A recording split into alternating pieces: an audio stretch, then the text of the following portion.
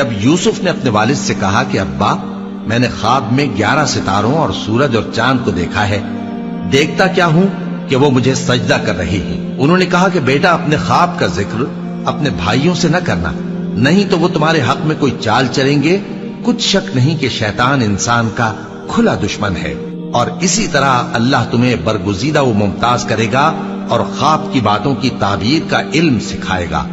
اور جس طرح اس نے اپنی نعمت پہلے تمہارے دادا پر دادا ابراہیم اور اسحاق پر پوری کی تھی، اسی طرح تم پر اور اولاد یعقوب پر پوری کرے گا۔ بے شک تمہارا پروردگار سب کچھ جاننے والا ہے، حکمت والا ہے۔ ہاں، یوسف اور ان کے بھائیوں کے قصے میں پوچھنے والوں کے لیے بہت سی نشانیاں ہیں۔ جب انہوں نے آپس میں تذکرہ کیا کہ یوسف اور اس کا بھائی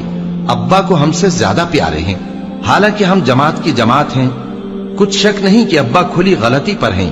یوسف کو یا تو جان سے مار ڈالو یا کسی ملک میں پھینک آؤ، پھر ابا کی توجہ صرف تمہاری طرف ہو جائے گی اور اس کے بعد تم نیک لوگوں میں ہو جاؤ گے۔ ان میں سے ایک کہنے والے نے کہا کہ یوسف کو جان سے نہ مارو، کسی اندھے کنویں میں ڈال دو کہ کوئی راہگیر اسے نکال کر کسی دوسرے ملک میں لے جائے گا۔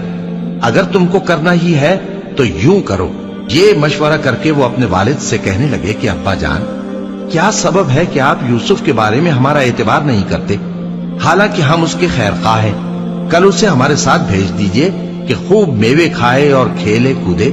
ہم اس کے نگہبان ہیں۔ انہوں نے کہا کہ یہ امر مجھے غمناک کیے دیتا ہے کہ تم اسے لے جاؤ، یعنی وہ مجھ سے جدا ہو جائے، اور مجھے یہ بھی خوف ہے کہ تم کھیل میں اس سے غافل ہو جاؤ۔ وہ کہنے لگے کہ اگر ہماری موجودگی میں کہ ہم ایک طاقتور جماعت ہیں اسے بھیڑیا کھا گیا تو ہم بڑے نقصان میں پڑ گئے۔ غرض جب وہ اس کو لے گئے اور اس بات پر اتفاق کر لیا کہ اس کو اندھے کنویں میں ڈال دیں، اور ہم نے یوسف کی طرف وحی بھیجی کہ ایک وقت ایسا آئے گا کہ تم انہیں ان کے اس سلوک سے آگاہ کرو گے اور ان کو اس وحی کی کچھ خبر نہ ہوگی۔ اور یہ حرکت کر کے وہ رات کے وقت باپ کے پاس روتے ہوئے آئے، کہنے لگے کہ ابا جان، ہم تو دوڑنے اور ایک دوسرے سے آگے نکلنے میں مصروف ہو گئے اور یوسف کو اپنے اسباب کے پاس چھوڑ گئے تو اسے بھیڑیا کھا گیا، اور آپ ہماری بات کو گو ہم سچ ہی کہتے ہیں باور نہیں کریں گے، اور ان کے کرتے پر جھوٹ موٹ کا لہو بھی لگا لائے۔ یعقوب نے کہا کہ یوں نہیں ہے، بلکہ تم اپنے دل سے یہ بات بنا لائے ہو۔ اچھا، صبر کہ وہی خوب ہے، اور جو تم بیان کرتے ہو اس کے بارے میں اللہ ہی سے مدد چاہیے۔